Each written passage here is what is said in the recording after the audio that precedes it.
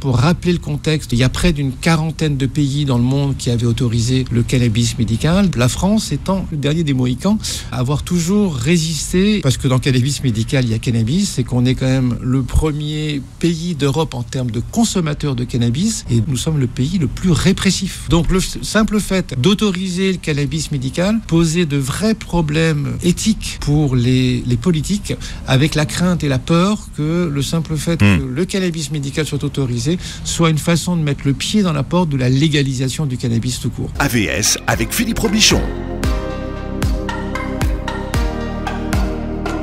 Voilà, AVS, votre santé. Bienvenue pour une nouvelle matinée santé sur Beurre FM. Mon invité ce matin est le docteur Pascal Douek. Bonjour et bienvenue. Bonjour Philippe. Alors vous êtes médecin, nutritionniste et enfin vous avez un double parcours. Vous êtes à la fois médecin et patient expert.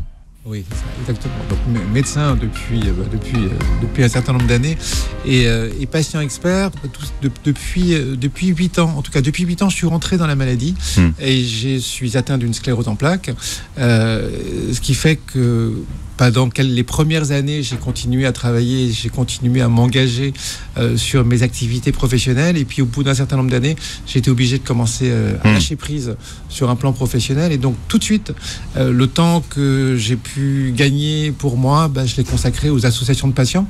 Et je me suis investi auprès de 2 associations de patients, l'ARCEP et l'UNICEF, pour lesquelles j'accompagne et j'aide effectivement d'autres malades et leurs proches qui ont besoin de soutien, avec un profil un peu particulier qui est le mien, qui est celui d'être médecin et malade à la fois, quoi. Est-ce que les médecins font des bons malades ? Les médecins sont des très mauvais malades et c'est très difficile d'établir une relation en tant que malade avec des professionnels de santé quand on est soi-même professionnel de santé. Ça rend toujours dingue. Pourquoi ? Quand elle m'accompagne dans les consultations, parce que finalement, il se passe un truc toujours terrible, c'est que je suis en train de parler avec le médecin d'un malade, c'est moi, mais c'est comme si on était tous les deux en train de parler de ce malade.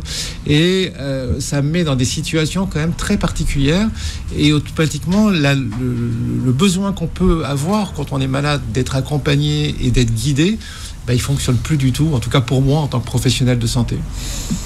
Vous publiez Le cannabis médical, une nouvelle chance. Pourquoi ? Pour qui ? Comment ? Aux éditions Solar. À noter que quand vous vous êtes intéressé au sujet, vous ne connaissiez rien à ce sujet. Alors, puisque vous avez été convoqué en 2018, mais vous n'étiez pas en tant qu'expert du cannabis. Exactement. C'est-à-dire que en tant que médecin patient engagé auprès des associations de patients, j'ai été contacté par l'Agence du médicament donc en 2018 pour rejoindre ce comité scientifique qu'à l'époque la ministre de la Santé, donc Agnès Buzyn, avait souhaité constituer pour répondre à la question: y a-t-il ou non un intérêt ou une pertinence scientifique à autoriser le cannabis médical pour un certain nombre de malades? Et juste pour rappeler le contexte, en 2018, il y a près d'une quarantaine de pays dans le monde qui avaient autorisé le cannabis médical, dont plus d'une vingtaine de pays en Europe. La France étant le dernier des Mohicans, avoir toujours résisté et essayé de cantonner et de bloquer la sortie du cannabis médical. Pourquoi ? Parce que dans le cannabis médical, il y a cannabis, c'est qu'on est quand même le premier pays d'Europe en termes de consommateurs de cannabis, et 2, nous sommes le pays le plus répressif sur le plan du cannabis. Donc le simple fait d'autoriser le cannabis médical posait de vrais problèmes, on va se dire, éthiques pour les politiques, avec la crainte et la peur que le simple fait que le cannabis médical soit autorisé soit une façon de mettre le pied dans la porte de la légalisation du cannabis tout court. Bien. Alors, votre conseil temporaire, qu'est-ce qu'il rend comme avis à la ministre ? Alors, notre conseil temporaire, dans ce comité scientifique, on se retrouve 13 experts, dont la majorité sont des experts scientifiques de haut niveau, à réfléchir, à travailler, à auditionner toutes les parties prenantes.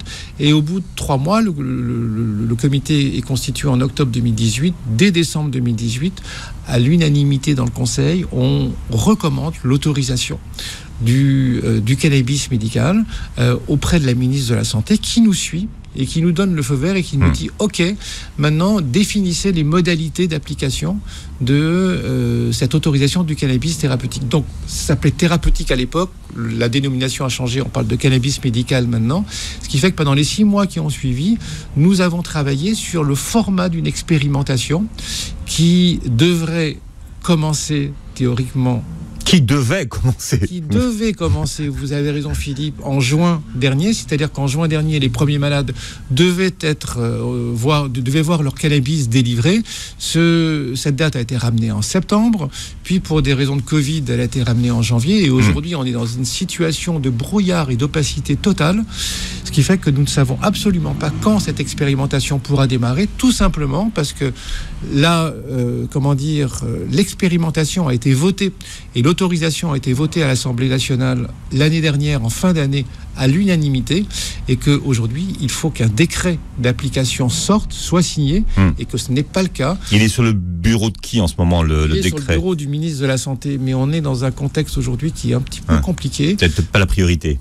Parce que ce n'est pas la priorité et que surtout il y a un virage du gouvernement quand même, qui est parti dans une démarche, on va se dire, assez répressive et on va se dire assez droitière sur un plan politique. C'est que Darmanin il est allé avec des mots. Il est allé avec des mots assez sérieux, et encore une fois, dans cannabis médical, il y a cannabis, et quand aujourd'hui on mène une politique répressive contre le cannabis, on ne peut pas s'embarrasser, en tout cas c'est le point de vue du politique, on ne veut pas s'embarrasser d'une autorisation de cannabis médical qui pourrait rendre les décisions confuses dans une vision, on va se dire, répressive. Bien, alors je ne sais pas si j'ai mal lu votre livre, mais le cannabis thérapeutique a existé, a été vendu en pharmacie, et il est tombé sous le coup des lobbies. C'est ça. C'est-à-dire est-ce qu'en gros on peut résumer comme ça ? C'est à peu près ça. Il y a une très longue histoire. 3000 ans avant Jésus-Christ, on retrouve les premières traces, notamment en Chine, de l'utilisation du cannabis médical dans les douleurs, dans les épilepsies, dans un certain nombre d'indications par les médecins chinois. Puis après, on passe dans la médecine égyptienne, dans la médecine grecque et romaine. Donc voilà, on a un historique qui est extrêmement solide d'utilisation de cette plante jusqu'au 19e siècle, ou au 19e siècle, les médecins, les pharmaciens travaillent avec le cannabis médical, qu'on soit en France, dans les pays anglo-saxons. Le cannabis médical fait vraiment partie du paysage de la médecine. Et puis, le 20e siècle, on rentre dans la prohibition.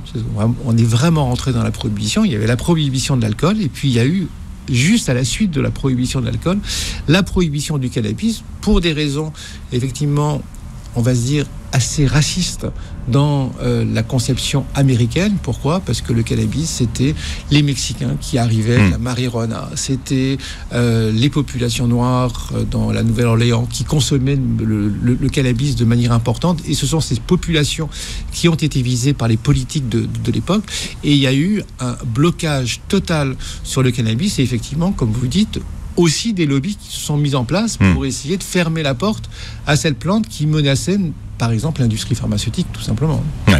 Et en 1950, donc, l'ONU proclame que le cannabis et toutes les préparations dérivées n'ont plus aucune utilité médicale. Donc, ça c'est le début de la traversée du désert du cannabis. À quel moment est-ce qu'il revient en grâce ? Il commence à revenir. Alors, 1950, c'est l'ONU. 1970, c'est la promulgation des lois anti-cannabis sur la répression. C'est le cas en Europe. Voilà, la détention de cannabis, la culture du cannabis est totalement interdite. Et en parallèle de ça, dans les années 90, il commence à y avoir un nouvel intérêt au niveau scientifique. C'est-à-dire que les médecins commencent à redécouvrir. On retrouve effectivement en Israël Robert Meshulam, qui est un médecin qui a découvert le THC.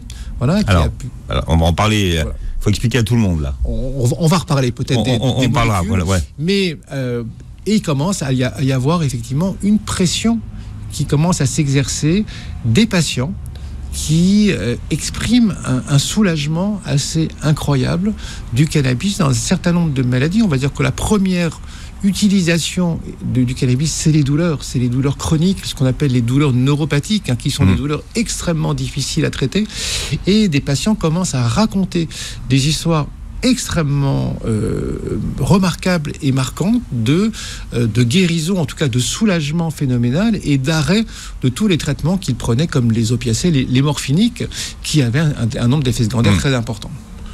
Est-ce qu'on a fait des études scientifiques qui permettent, parce que, alors surtout en France, ça marche beaucoup, ça, d'étayer les effets? Alors, on est dans un domaine où on cannabis. A un certain nombre d'études, mais pas d'études qui soient réellement remarquables dans la manière dont elles ont été construites, pour plein de raisons. La première, c'est que le cannabis étant en phase de prohibition, les scientifiques ne pouvaient pas se fournir de cannabis. Donc faire des études quand on est sur un stupéfiant qui est illégal, ça ne donne pas accès aux chercheurs à cette matière.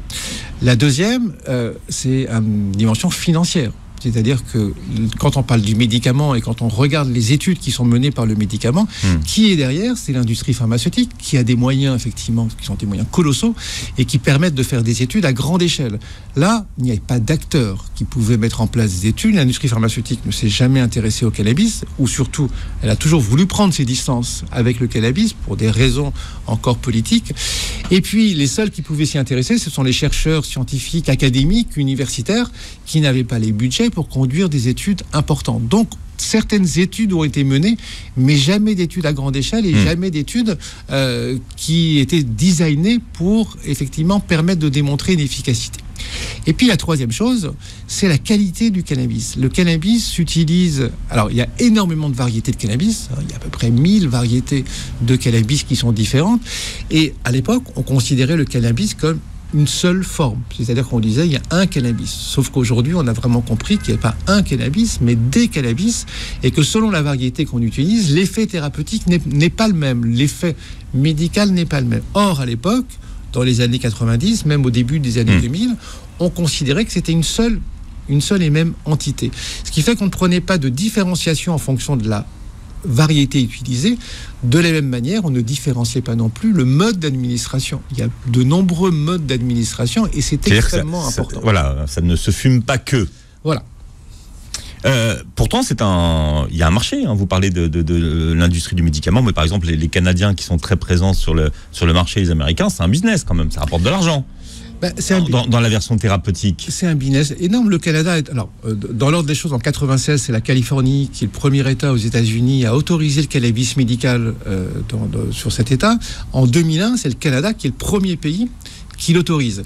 Aujourd'hui, les acteurs internationaux industriels du cannabis, ce sont les Canadiens et les Américains, qui sont les gros acteurs mondiaux, mais qui n'a rien à voir avec l'industrie pharmaceutique. Ce sont des acteurs nouveaux qui se sont créés et qui sont apparus aujourd'hui en Amérique du Nord, puis ensuite qui se sont développés en Europe, puisqu'il y a 20 pays aujourd'hui qui font du cannabis médical. Si on parle des Canadiens, ils produisent vraiment une plante spécifiquement pour les médicaments Alors, ils ont toute la chaîne. Donc, ils ont toute la chaîne qui est de la culture. Donc, la culture du cannabis médical, ça se pratique sous serre. Ça se pratique sous serre. Donc, ça pratique sous serre, c'est bien évidemment gardé. Donc, on est vraiment dans le même contexte que la culture pour l'industrie pharmaceutique de certaines plantes. Il y a toute une batterie de tests qui est régulièrement pratiquée pour s'assurer qu'on a bien les dosages que l'on veut et qu'on a des formes standardisées. C'est-à-dire qu'au final, le malade et le médecin, quand il va prescrire ces produits-là, il a la garantie d'avoir la bonne quantité dans les produits qu'il va utiliser. Toute la chaîne de la culture, la récolte, la transformation des produits, parce qu'il faut transformer ces fleurs séchées en huile, en gélules, et puis ensuite le conditionnement pour conditionner différentes variétés. Tout ça, effectivement, c'est ce qu'on appelle du GMP ou des bonnes pratiques de fabrication sur le même modèle que l'industrie pharmaceutique. Donc on ne peut pas s'improviser producteur ou industriel du cannabis médical. Et alors, dans le cadre de l'expérimentation qui est souhaitée en France, qui est le fournisseur ? Alors, c'est une question encore qui n'est pas encore résolue, tout simplement parce que sans décret d'application, aujourd'hui, l'agence du médicament, qui est le pilote de cette expérimentation, ne peut pas continuer à avancer, et que le deuxième élément qui aujourd'hui manque cruellement pour que l'expérimentation démarre, c'est un budget. Il n'y a pas eu de budget qui a été accordé. Donc aujourd'hui, il y a deux urgences à réaliser pour que l'expérimentation démarre. C'est former les professionnels de santé. Qui ne le sont pas, évidemment. Qui ne le sont pas et qui, pour beaucoup d'entre eux, n'ont aucune connaissance, aucune culture sur le cannabis médical. C'est le but de votre livre aussi, d'informer le personnel médical. D'informer les malades, voilà, leurs proches. Et puis, en second plan, les professionnels de santé qui n'ont aucune... Parce qu'ils n'ont jamais appris à la fac, on ne vous parle pas de cannabis quand vous faites vos études de médecine. Et chez les professionnels de santé, il y a encore une réticence par rapport à ça. Parce que pour eux, l'image reçue du cannabis, c'est que c'est une drogue. C'est la drogue qu'on achète dans la rue. Et la drogue qu'on achète dans la rue, c'est pas un médicament pour eux. Donc là aussi... Donc il y a un travail. Premier travail, c'est la formation des médecins pour essayer de lever ces réticences et de leur donner une vraie culture sur le cannabis. Et la deuxième, c'est mettre en place un cahier des charges et faire la sélection des différents acteurs qui seront ceux qui vont fournir le cannabis médical dans l'expérimentation. Et pour ça, il faut effectivement que ce décret et que le budget soit voté. En sachant qu'en France, il y a un vrai sujet sur la production de cannabis, puisque certains départements, notamment la Creuse, se sont portés candidats pour effectivement diversifier leur agriculture et permettre effectivement de créer une filière française de cannabis. Donc il y a un sujet politique qui vient se rajouter à celui qu'on évoquait. Si ça crée des emplois. Hein. Voilà. Alors, il y a 4 grandes sortes de cannabis, en gros. Oui, il y a 4 catégories de cannabis.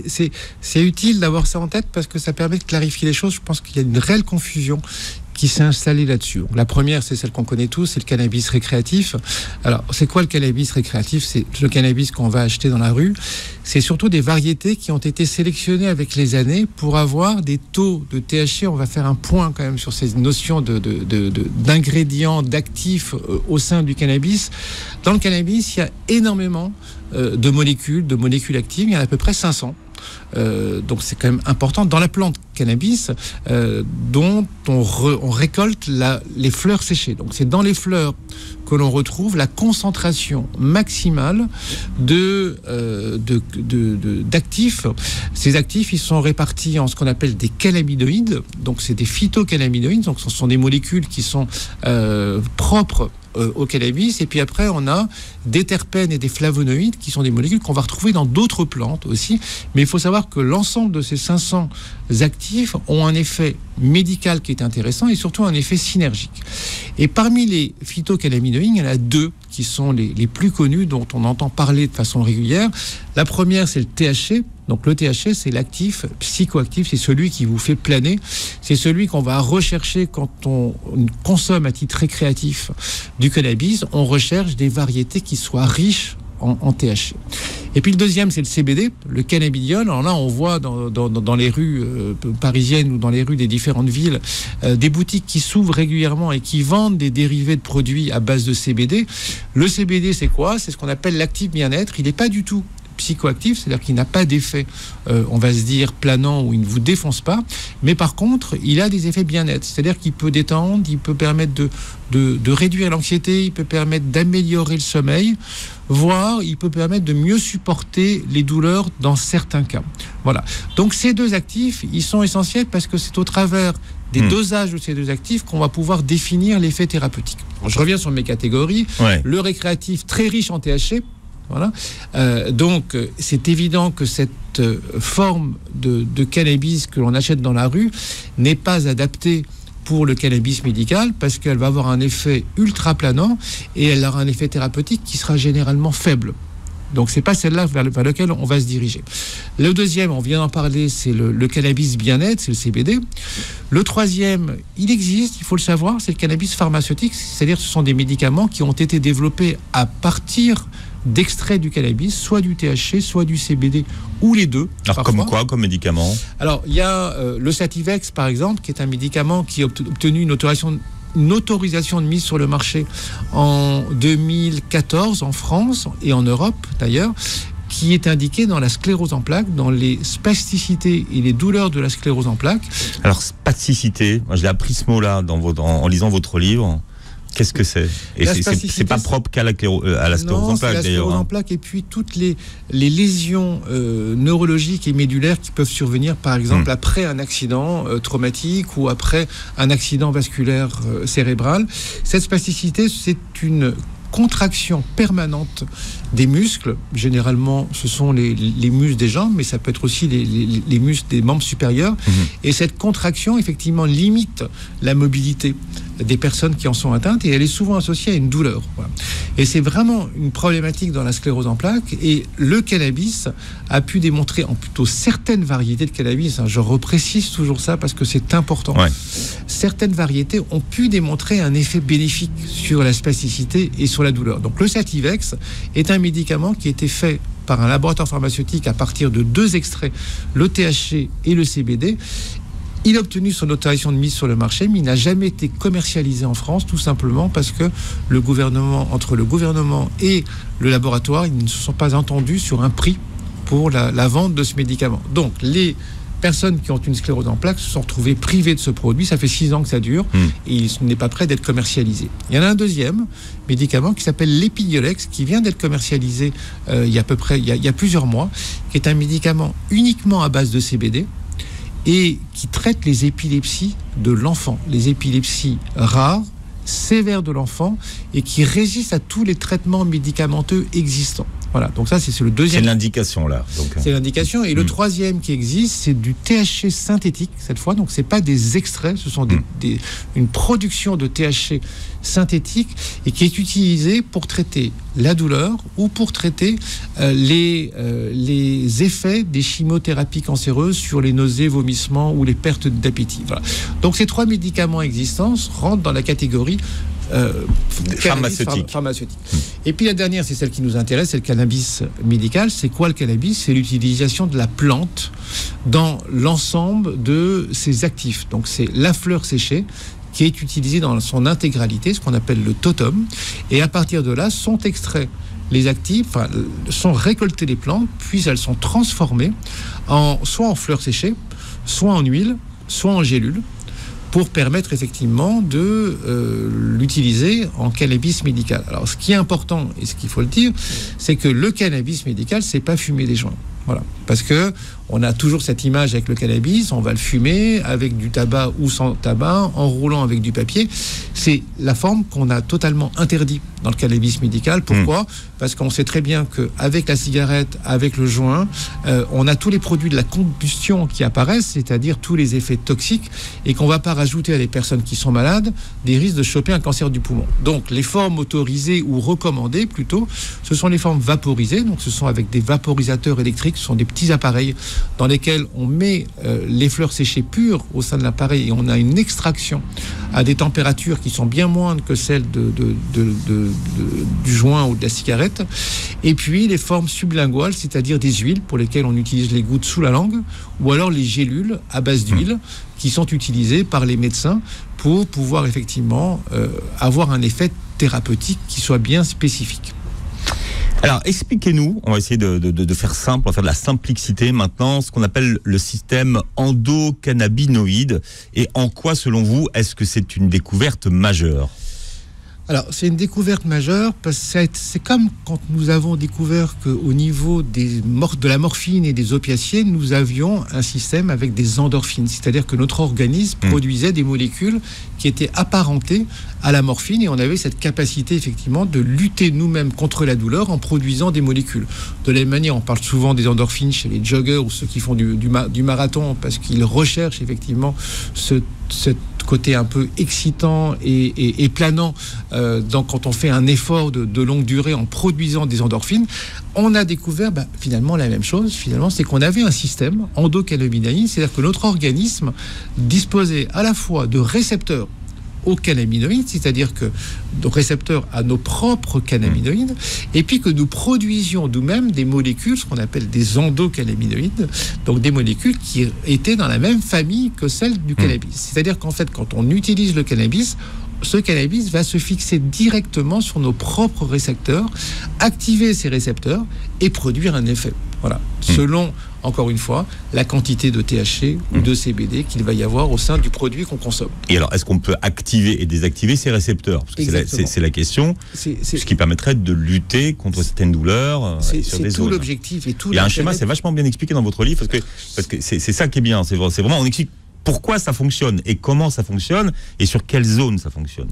Merci, parce que c'est un sujet difficile à vulgariser. Le système endocannabinoïde, c'est ultra compliqué, c'est ultra complexe et donc ça décourage les 3/4 des gens de rentrer dans ce sujet. Or, c'est essentiel. Donc j'ai essayé, moi, de mon côté, de le vulgariser, de le rendre accessible et je sais que ça reste quand même toujours difficile, mais il faut juste comprendre que grâce à la découverte de ce système, on a pu mesurer les effets bénéfiques du cannabis, anti-inflammatoire, anti-proliférant, anti-infectieux, antalgique. Il y a effectivement de nombreux effets qu'on a pu mesurer. Et surtout, on a ouvert une deuxième voie dans la recherche, c'est-à-dire, et ça c'est la recherche pharmaceutique, d'essayer d'identifier des molécules qui se fixe directement sur ces récepteurs cannabinoïdes et qui pourrait avoir un effet bénéfique avec un nombre d'effets secondaires minimal. Voilà. Donc c'est un petit peu... Là, on tape au plus juste, mais alors voilà. c'est vraiment des thérapies qui sont au millimètre. Exactement, ultra ciblées, on va dire. Ultra ciblées, ultra ciblées. Donc ça, c'est... Aujourd'hui, il y a beaucoup de gens qui s'affairent et qui s'activent sur le système endocannabinoïde pour essayer de trouver des molécules qui permettraient d'agir de manière puissante, notamment sur la douleur, par exemple, avec des effets secondaires extrêmement faibles. Pourquoi ? Parce qu'aujourd'hui, parce qu'on n'en a pas parlé des effets secondaires, mais aujourd'hui, le cannabis thérapeutique a des effets secondaires et finalement serait déconseillé à certaines personnes. Alors, moi, je replace toujours le contexte. C'est important de l'avoir en tête. Quand on parle de cannabis médical, on ne s'adresse pas aux gens dans la rue. Encore une fois, on s'adresse à des personnes qui sont malades. C'est important de le dire parce qu'il y a toujours un risque de confusion qui nous fait toujours peur à nous, médecins, qui est de se dire « Ah, il y a du cannabis médical, ça veut dire que c'est bon pour la santé, donc moi, je peux en fumer. » Le cerveau, le cerveau fait le raccourci, finalement. Oui, c'est ça. Il y a un moment, ce risque de raccourci de dire « Puisqu'il y a du cannabis médical, c'est bon pour la santé, donc moi, je suis tranquille, je peux en fumer autant que je veux, j'ai pas de risque vis-à-vis de ça. » Non, c'est bien évidemment pas le cas. Le cannabis médical, il s'adresse à des gens qui sont malades et qui ont des maladies sévères, qui ont des symptômes sévères, pour lesquels l'ensemble de ces symptômes ont résisté au traitement médicamenteux traditionnel. Il faut bien se dire, on est vraiment en deuxième ou troisième... C'est pas en première intention, c'est ça que vous voulez dire. Pas en première intention. Sur des personnes donc, qui ont des maladies sévères et qui ont des symptômes sévères. Donc dans ces cas-là, on n'est pas tellement préoccupé par le risque d'effets secondaires. On est toujours dans le côté balance bénéfice-risque. Si j'ai des bénéfices, c'est plus important, et mes risques par rapport à des personnes qui souffrent, ces risques sont minorés. Surtout quand on a en tête qu'aujourd'hui, les traitements antalgiques qui sont sur le marché, ce sont les opiacés, qui eux sont associés à des risques extrêmement violents de dépendance, d'effets secondaires. Et si vous vous rappelez, aux États-Unis, toutes les crises qu'il y a eu de mortalité avec les opiacés, puisqu'il y a une consommation qui est totalement délirante de gens qui sont accros à ces produits et qui finalement, il y a eu beaucoup de décès aux États-Unis. Donc il faut quand même bien avoir conscience que le cannabis, c'est le stupéfiant qui a été classé d'ailleurs dans les différentes classifications qui ont eu lieu, le stupéfiant le plus sûr, le moins addictif par rapport morphine, à l'héroïne. D'accord, mais c'est pas parce qu'il est moins addictif qu'il n'est pas addictif. Il est addictif, donc ça il faut le savoir, parce que le THC est une molécule qui est addictive, le CBD ne l'est pas, mais le THC est addictif, donc il faut le savoir et il faut le gérer. D'où le cannabis médical, la nécessité d'un encadrement médical. C'est-à-dire que le cannabis médical, c'est pas moi, c'est pas un malade qui va décider d'en acheter de son côté pour en prendre, c'est le corps médical qui va poser un diagnostic, qui va estimer que ce diagnostic rentre dans le cadre d'utilisation du cannabis médical, qui va prescrire les formes de cannabis médical qui correspondent à la nature des symptômes de ce malade et qui va l'accompagner avec un pharmacien qui va lui délivrer. Donc vous voyez, il y a vraiment un encadrement médical. D'accord, mais on parle d'un encadrement médical qui aujourd'hui n'est pas formé. Absolument. Et le cannabis médical n'existe pas. N'existe pas. Donc ça veut dire que c'est quand même pas mal de chantiers qui doivent être en place avant que ça soit opérationnel. On y est presque. Quand même. Moi, je reste optimiste là-dessus parce qu'on y est presque. Tout a été mis en place. Tous les feux sont au vert, à part ce décret et ce budget qui sont censés quand même arriver d'un mois à l'autre. Censés arriver d'un mois à l'autre. Mais c'est vrai que comme vous arrivez au moment où il y a le débat sur le cannabis récréatif, vous voyez, ça fait diversion. Je suis à la fois optimiste parce que je trouve qu'on a fait on a fait déjà une partie du chemin importante. Je suis quand même très inquiet aujourd'hui pour tous ces malades, tout simplement quand je vois comment le gouvernement met de côté aujourd'hui le sujet cannabis médical. Quand j'entends Gabriel Attal qui nous parle de ce décret sur ce sujet, quand il est pris à partie sur ce décret et qui nous répond « Je crois que ce décret sera signé d'ici la fin de l'année », c'est pas acceptable d'entendre ce genre de discours. Nous sommes en septembre, ça devait démarrer en janvier et on nous dit « Je crois que le décret sera signé d'ici la fin de l'année. On n'a même pas d'engagement ferme de la part du gouvernement sur ce sujet. Et puis on en parlait tout à l'heure. De l'autre côté, il y a la répression qui s'est accentuée sur le cannabis aujourd'hui, qui vient contrecarrer finalement le cours de l'histoire ou le parcours du cannabis médical. Le docteur Pascal Douek est notre invité, patient expert, puisque vous aussi, vous expliquez comment vous avez été amené à tester des choses que d'autres malades vous avez racontées, puisque vous avez interrogé et interviewé un grand nombre de patients, et vous-même vous l'avez testé. Alors comment ça s'est passé, votre expérimentation du cannabis médical ? Quand j'ai démarré ce comité scientifique, on a commencé à auditionner un certain nombre d'associations de patients notamment, et je me suis dit, bon, ça serait peut-être quand même utile que je m'adresse déjà à ma communauté, c'est-à-dire la communauté de malades sclérose en plaques, pour voir si j'identifie un certain nombre de personnes qui utilisent à titre personnel du cannabis médical. Ça a été quand même assez surprenant parce que dans un premier temps, je n'ai eu aucune réponse. En travaillant avec une association qui a effectivement une puissance importante au niveau national, je n'ai eu que des réponses. Ah oui, mais en fait, je connais quelqu'un qui en fume, mais c'est pas moi. Donc j'ai pas eu de réponse directe, et je pense que il y avait une vraie peur d'être démasqué et de se retrouver interviewé par quelqu'un et de raconter son histoire personnelle. Je rappelle quand même que l'utilisation et la détention de cannabis est illégale et qu'on est exposé à la fois à des amendes, voire à des peines de prison aussi si on se fait choper. Médical ou pas, en fait ? Médical ou pas, c'est cannabis tout court. Donc, j'ai fini dans un second temps à approcher un certain nombre de personnes qui utilisaient du cannabis et qui me racontaient les bienfaits sur une maladie qui est la mienne, donc sur laquelle les symptômes que eux pouvaient avoir ressemblaient de manière assez proche aux miens. Et je me suis dit, mais pourquoi je ne ferais pas de la même chose pour moi, et que je n'essaierais pas aussi de voir si le cannabis est susceptible de calmer mes douleurs ou ma spasticité. Là, on rentre dans quelque chose qui est un peu compliqué. Parce que comment on fait quand on se retrouve dans un pays où tout est illégal, à essayer de se procurer du cannabis ? Donc, première chose que j'ai faite, sur les conseils d'une malade qui utilisait comme ça, qui avait une copine qui lui ramenait de Suisse du cannabis. Il faut savoir qu'en Suisse, il y a une législation qui est plus libérale qu'en France. C'est-à-dire que le cannabis médical existe, mais il faut avoir une ordonnance d'un médecin suisse et il faut être suisse pour pouvoir en bénéficier. Donc, c'était pas pour moi. Par contre, ils ont autorisé des formes de cannabis très light en CBD, c'est-à-dire qui sont plafonnées à 1% de CBD, donc c'est en dessous de 1%, avec des quantités de THC, excusez-moi, qui sont plafonnées à 1% de THC, et avec des quantités très élevées de CBD. Donc j'ai une copine qui était en Suisse qui a pu me ramener effectivement une variété que je lui ai demandé de me ramener, et puis j'ai commencé à l'utiliser. Alors une des malades que j'avais interrogée me disait qu'elle le consommait, qu'elle le mâchait. Donc j'ai commencé à faire ça, je l'ai mâché, je vous avoue que c'est pas très bon.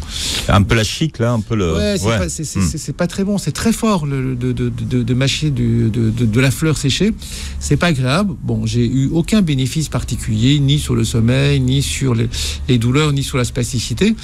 Et donc je me suis dit, tout simplement, j'ai pas de bénéfice parce que j'ai des formes très riches en CBD, et il faudrait que je puisse mélanger ça avec des formes plus riches en THC, parce que la finalité dans la sclérose en plaques, c'est d'avoir des formes équilibrées entre le THC et le CBD, ce qu'on appelle le ratio de 1-1, autant de THC que de CBD. Donc là, mais ça, c'est propre à votre maladie. C'est propre à la sclérose en plaques. Et ce qui sera peut-être pas forcément le cas d'autres maladies. Absolument. Donc, si vous avez des douleurs neuropathiques, si vous avez une chimiothérapie anticancéreuse avec des nausées et vomissements, si vous êtes épileptique ou si vous êtes en soins palliatifs, puisque c'est la dernière des indications, c'est l'accompagnement des malades en soins palliatifs, les formes et les ratios ne sont pas les mêmes. Donc là, je suis passé par mon réseau personnel, c'est-à-dire des amis qui m'ont effectivement fourni du cannabis qu'ils consommaient à titre personnel et qu'ils achetaient qu'ils achetaient dans la rue, et j'ai commencé à faire des mélanges. Et première expérience, elle était pour moi difficile parce que je me suis retrouvé complètement défoncé et que c'était pas l'objectif. C'est-à-dire que même si ça peut avoir générer un certain plaisir pour certaines personnes, quand on l'utilise à titre médical, l'objectif c'est pas d'être défoncé, c'est d'être soulagé. Voilà. Alors, tout l'enjeu est là, c'est que finalement, si vous utilisez le cannabis comme un médicament, il va falloir connaître précisément les compositions de ce que vous donnez à consommer, mais surtout de voir qu'est-ce qui fonctionne sur quoi. C'est ça. Et quand vous fournissez chez un dealer, le dealer ne sait pas ce qu'il vous vend. Il sait qu'elle est bonne ou pas bonne. Voilà, c'est ce qu'il va vous dire. C'est-à-dire, est-ce qu'elle vous défonce ou pas? Est-ce qu'elle vous fait planer ou pas? Et généralement, derrière tout ça, c'est un taux de THC très élevé qui permet d'obtenir ça. Quand vous êtes dans un objectif effectivement de soulagement médical, ben là vous voulez effectivement, vous savez que, en tout cas pour ce qui me concerne, et on connaît les ratios pour les autres symptômes, pour la sclérose en plaques, c'est un ratio de 1. Et ben pour y arriver, c'est extrêmement difficile de pouvoir l'obtenir. Donc ce que vous voulez dire, c'est qu'aujourd'hui, on connaît les ratios des principales maladies pour lesquelles le cannabis médical est indiqué. Ça, donc, c'est posé et on sait ce qui fonctionne. Exactement. On sait ce qui fonctionne. Donc, il reste la dernière solution qu'il reste. Il reste plus que deux. Tant que l'expérimentation n'a pas lieu, le fait d'acheter ces graines, qui sont des variétés connues parce qu'elles vont avoir des compositions qui vous intéressent, et de faire de l'autoculture, on est dans l'illégalité la plus totale. Aujourd'hui, l'utilisation du cannabis, la culture du cannabis est totalement inégale. Et la troisième possibilité, je vous raconte effectivement ce que font les malades que j'ai pu interviewer, c'est d'aller se fournir aux Pays-Bas avec une ordonnance d'un médecin français, parce qu'elles sont acceptées aux Pays-Bas, qui vous permet effectivement d'acheter dans des pharmacies les bonnes variétés. Et là, vous achetez des formes qui ressemblent à des médicaments. C'est soit des fleurs séchées que vous avez dans des boîtes comme des médicaments, avec des différents dosages qui sont précisés, soit des fleurs séchées, soit des huiles, soit des gélules. Voilà, il y a différentes formes qui sont disponibles, et après, vous les consommez. Le seul risque auquel vous vous exposez, une fois de plus, c'est quand vous allez ramener ce cannabis médical des Pays-Bas, vous allez passer à la frontière, vous allez être dans le train. Faut le cacher sous votre masque. Voilà, il y a les douanes. Donc vous risquez effectivement de vous retrouver avec une saisie de ce que vous avez pris et une amende, bien évidemment. Le chanvre et le cannabis, c'est la même chose? C'est la même famille. C'est-à-dire que le chanvre, alors le cannabis, c'est du cannabis sativa. Voilà, ça c'est la dénomination botanique latine. Le chanvre, c'est du cannabis sativa. C'est exactement la même dénomination, c'est la même famille. Qu'est-ce qui les différencie? C'est les concentrations. C'est-à-dire qu'en France, la loi est très claire. Vous n'avez pas le droit de cultiver des variétés qui contiennent plus de 0,2% de THC. 0,2% de THC, ce n'est rien. Et deuxièmement, vous n'avez pas le droit en France de cultiver du chanvre en récoltant les fleurs et les feuilles. Les fleurs et les feuilles, vous devez les jeter. Donc, quelle est la partie de la plante qui est donc... C'est la tige. C'est la tige et les graines que vous allez utiliser. La tige qui sert à faire des biomatériaux qu'on utilise dans les voitures, qu'on utilise dans des bioplastiques. On en fait comme des plastiques au niveau industriel. Les graines qu'on utilise au niveau alimentaire. Il faut savoir que la France est le leader européen du chanvre et le troisième cultivateur de chanvre au monde. Donc on a vraiment une puissance dans le chanvre. Mais il faut juste savoir aussi, c'est que nous ne récoltons pas les fleurs, nous ne récoltons pas les feuilles, tout simplement parce qu'il y a des taux de cannabinoïdes qui sont interdits et les cultivateurs, les agriculteurs les brûlent. Ils sont dans l'obligation de les brûler. Vous voyez, le monde est quand même compliqué par rapport à ça. Aujourd'hui, quels sont en gros les pays du monde qui l'utilisent, donc qui ont... On va se dire l'Amérique du Nord qui l'utilise, un certain nombre de pays en Amérique du Sud. L'Amérique du Nord, dans l'intégralité des États ou pas? Le Canada, bien sûr. Il y a à peu près 33 États aux États-Unis qui ont autorisé le cannabis médical avec des législations qui sont très différentes d'un État à l'autre. Par exemple, la Californie est l'État le plus libéral. La Californie, vous avez ce qu'on appelle des greenhouses. Ce sont des endroits qui sont un peu comme des pharmacies, mais c'est un lieu où vous allez trouver des médecins qui sont spécialisés en cannabis médical et qui vont vous prescrire une ordonnance et qui vont vous vendre, puisqu'ils font à la fois médecins et pharmacie, qui vont vous délivrer des doses de cannabis. Ça, c'est le côté un peu très peu médicalisé, même si ce sont des médecins, c'est un business. Surtout, c'est devenu un vrai business. Quand vous êtes européen, vous êtes français, que vous allez en Californie, tout le monde va aller dans les greenhouses. On n'est pas malade, on veut juste avoir du cannabis, mais il faut juste passer par un médecin qui vous donne l'autorisation et qui vous en vend. Donc, vous voyez, lui, il est intéressé à titre vraiment de businessman par rapport à ce truc-là. Donc, on va dire que c'est pas un vrai modèle cannabis. Il y a le Canada, l'Israël, qui est un des pays précurseurs aussi du cannabis médical et surtout précurseur dans la recherche. Il y a une recherche sur le cannabis médical qui est très active. Ils produisent maintenant au niveau mondial du cannabis médical, donc ils sont très présents. Des pays en Amérique du Sud, l'Australie, qui est très active dans le cannabis médical, plus une vingtaine de pays en Europe qui l'ont autorisé. Est-ce que ceux qui nous écoutent aujourd'hui peuvent demander à faire partie de la fameuse expérimentation dont vous parlez? Parce que dans votre livre, vous expliquez comment on peut le faire et qui pourraient être les personnes concernées et intégrées à l'expérimentation. Il y a 5 indications qui ont été définies. La première, c'est les douleurs neuropathiques. Je pense probablement la catégorie, l'indication la plus importante en termes de nombre de patients qui seraient concernés. Donc les douleurs neuropathiques, ce sont des personnes qui ont eu une lésion neurologique ou une maladie neurologique et qui présentent des douleurs chroniques, qui sont des douleurs extrêmement difficiles à supporter, qui sont des douleurs avec des crises. En plus, c'est chronique et avec des douleurs paroxystiques. La deuxième indication, c'est l'épilepsie sévère de l'enfant. Voilà, donc qui résiste au traitement habituel, pareil pour les douleurs. La troisième, ce sont les nausées, vomissements et pertes d'appétit dans le cadre des chimiothérapies anticancéreuses. La quatrième, on en parlait, c'est la sclérose en plaques, ce qu'on appelle la spasticité et les douleurs de la sclérose en plaques. Et la cinquième, c'est les soins palliatifs, c'est l'accompagnement des personnes qui sont en fin de vie, pour lequel le cannabis va apporter effectivement une tranquillisation et une douceur dans ces dernières semaines de vie.